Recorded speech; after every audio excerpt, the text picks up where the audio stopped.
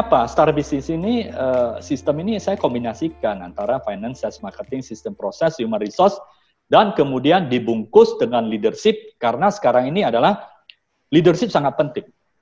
Dengan leadership kita bisa memajukan perusahaan sebagai dirigen, ya, sebagai motivator, sebagai visioner bagi perusahaan untuk mampu melewati pandemik, dan kita creating the survival, dan kita creating akhirnya kita dapat growth dan dominasi pasar kembali. Nah, Star Business ini saya mulai dari standardization, Pak.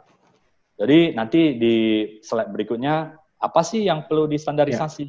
Nah, perusahaan-perusahaan yang tidak mengikuti standarisasi ini, ya dia akan cenderung seperti akar dari sebuah pohon itu tidak kuat, akhirnya kena terpaan angin topan, dia akan jatuh.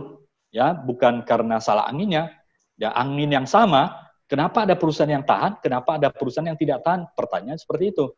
Nah, perusahaan yang tidak preparing, ya pasti akan mengalami yang namanya collapse, atau yang namanya ya dia akan terjadi pilot seperti itu. Ya, ada satu teman saya, partner saya di Jakarta juga, wah luar biasa nih. Ada perusahaan yang growth-nya luar biasa, tapi ada perusahaan juga yang masuk PKPU, Pak. PKPU mereka udah persiapan restructuring dan kemudian persiapan untuk secara hukum untuk kepailitan seperti itu. Dan itu ya saya ada review seperti itu. Dan saya melihat, oh kenapa yang banyak yang masuk PKPU dan kenapa juga banyak yang growth. Ternyata adalah struktur dasar bisnis ini yang tidak kuat. Yang kuat itu tidak menjadi masalah. Ya, yang kuat itu paling secara omset, secara sales itu terjadi koreksi, namun ya kalau memang yang berhubungan dengan convention, hotel dan sebagainya, itu dampaknya memang ya kita tak bisa dihindari karena ini bersifat makroekonomi, global ekonomi yang kita tidak bisa intervensi seperti itu. Nah, kemudian setelah kita perusahaan memiliki standarisasi, nanti ada 4 itu standarisasi. Ya, perusahaan harus melakukan building trust melalui apa? Marketing nantinya ya.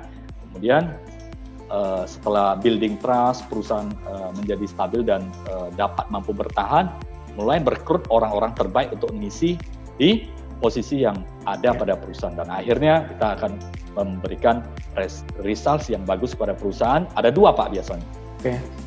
Hasil yang bagus di sebuah perusahaan, biasanya mereka ready untuk ekspansi, atau ada beberapa perusahaan yang saya support itu, mereka sudah go public, Pak. Jadi, go public, saya ada satu partner yang dia sudah sangat familiar dan dia sangat profesional di dalam preparing secara hukum, secara finansial, saya dari aspek manajemen, sehingga begitu mereka go public itu, mereka dapat lancar, smooth, dan sebagainya. Beberapa problem go public nanti biasanya akan disettle.